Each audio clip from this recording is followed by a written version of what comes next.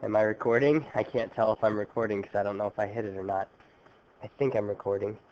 Yeah, because it's asking me if I want to pause it. Hi. Well, that's a good start to a video. So the main thing I want to look at here on the 6.5 to 6.9 reading guide is, again, the AP curriculum stuff, which starts with number 19. Okay? And so it's basically asking us to look at essential knowledge at the beginning there, 1B1 and 1B1D, okay? So 1B1 doesn't say a lot that we really need to remember for right now, other than, look, it's Coulomb's law again. They're really making a big deal about this year, so you need to understand Coulomb's law. Do we remember Coulomb's law? Right, K, Q1, Q2 over D or R, whatever you want to say there as far as distance or radius, okay? So basically what it's talking about is, well, actually it's right here, isn't it? Potential energy is proportional to Q1 times Q2 over R, all right? And there's also, it says proportional to, so that means when you actually write the equation, you have your K, your constant in there as well. So basically what that means is the size of the charges and the distance between them are what really determines that potential energy, okay? Just a reminder on that. So then D here talks about PES, Photoelectron Spectroscopy, all right, which we've been talking about quite a bit the last few days. They do hammer that pretty hard in this section, okay? But the idea here is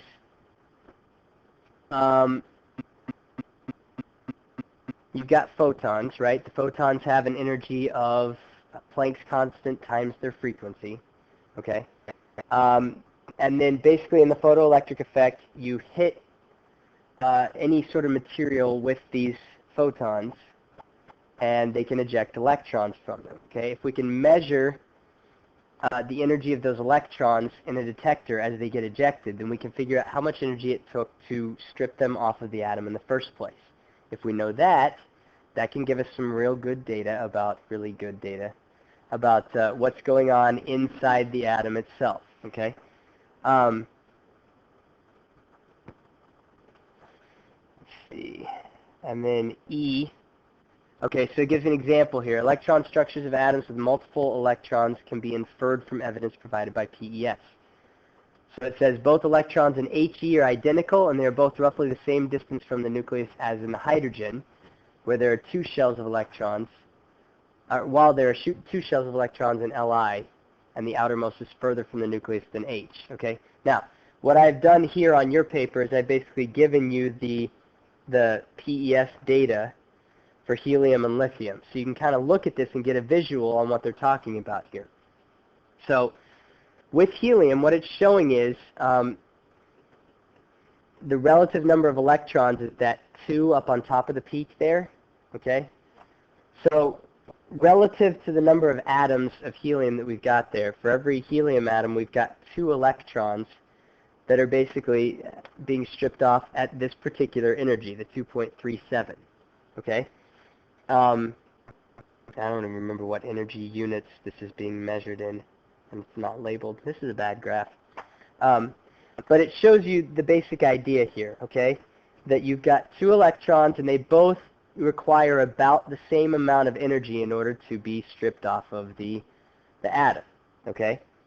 But then if you look down at lithium, it's got 2 electrons that require quite a bit of energy, like even more than helium, right? But then 1 electron that doesn't require really much energy at all to get it to leave the atom. Now, does that correspond pretty well to what we know about the electron configurations of those two things? So if you think about helium, what's its electron configuration? 1s2, right? Okay. Its electron configuration has 2 electrons, both of them in the 1s. Wow, that's really off. Both of them in the 1s orbital. Anyway. So both of those electrons are in the same orbital, so it makes sense that it would take about the same amount of energy to strip both of those off of there, right? Now you've got something like lithium, 1s2, 2s1. Well, which electron do you think is the 0.52 peak here? Probably the 2s1, all right? Now, why does it take so much less energy to take that last electron away from lithium? It's so much further away from the nucleus, right, relative to the 1s, okay? So it doesn't take a lot of energy to strip that. Now, why would it take so much more energy to take off the 2 electrons in the lithium that are on the inside than it does to take off the 2 electrons from helium that are on the inside? Because what?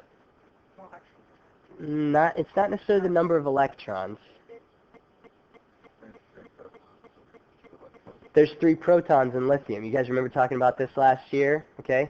There's 3 protons there as opposed to 2 protons in helium. So there's a higher nuclear charge on the lithium. That means it can hold those electrons a little bit closer to itself, and it's a little bit harder to take those away. You guys remember talking about all that? Okay. What this is eventually leading us into is the periodic trends, okay, where we talk about electronegativity and ionization energy and all that stuff we talked about last year. All right? But you can get all of this by looking at the PES data. This is cool because this really confirms for us that our atomic model is probably on the right track. Okay? All right, so I just want you to notice that. What else? 1b2. What did I just do? That was weird. This is going to take a long time. 1b2. Okay, 1b2. I need to erase this. And as soon as I pick up this eraser, it's going to go to... Oh, it didn't. Got lucky. All right. So 1b2, it's wanting us to look at A and C. All right, so electron configurations provide a method for describing the distribution. And then it talks about these shells and subshells, okay? I'm not sure if that's my favorite terminology necessarily, but what do they mean when they're talking about shells? Not necessarily. I would say the orbitals probably correspond more to the subshells, okay?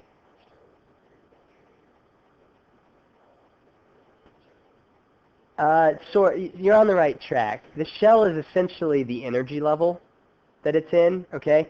So you could also think of that as the row that it's in on the periodic table, right?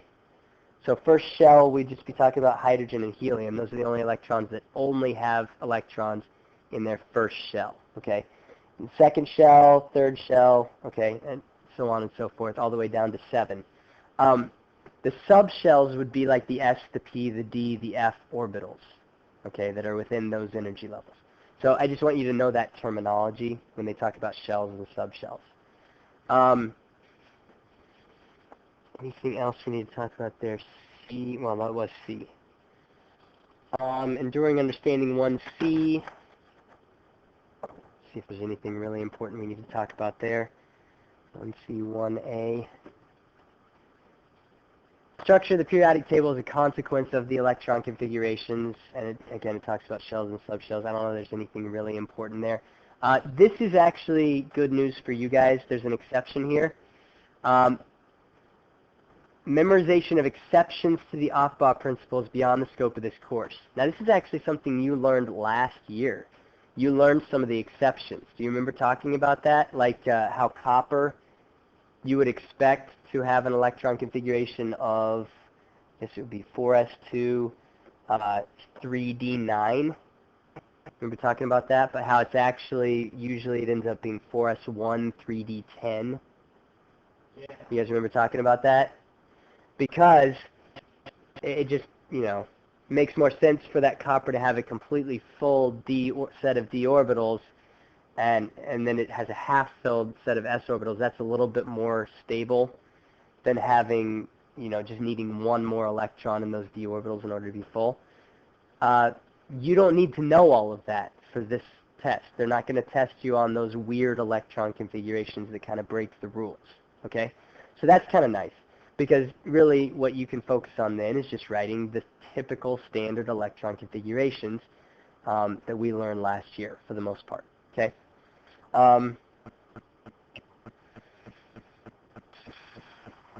What else? 1C2. See if there's anything here we need to really talk about.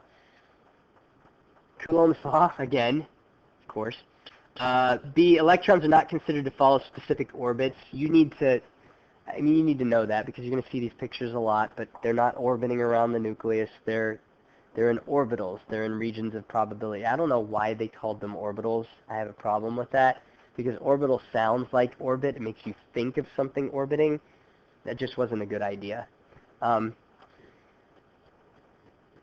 2C, they have intrinsic property known as spin. Okay, so this I kind of talked about on the 6.5 to 6.9 video when I was talking about electrons spinning in opposite directions so they can be in the same room. And that's where I do that weird thing where I'm trying to make my fingers move in different directions at the same time, and now you're all doing it again, and it's really, really hard. I'm not even sure if I'm doing it. I feel like I'm doing it right now, but I might not be. No, I think I am. Yeah, there you go. Anyway, point is, the electrons are spinning. It's just so fun to try. The electrons spin in opposite directions, okay? Now, if you think about this, we didn't really come to this conclusion last year, but what if you only have one electron in a room? Is it still spinning? Probably, okay, which actually results in a little bit of magnetism in an atom that has unpaired electrons, okay? So you can actually look at the electron configuration of an atom and you can figure out whether it will be attracted to a magnetic field or not based on its electron configuration.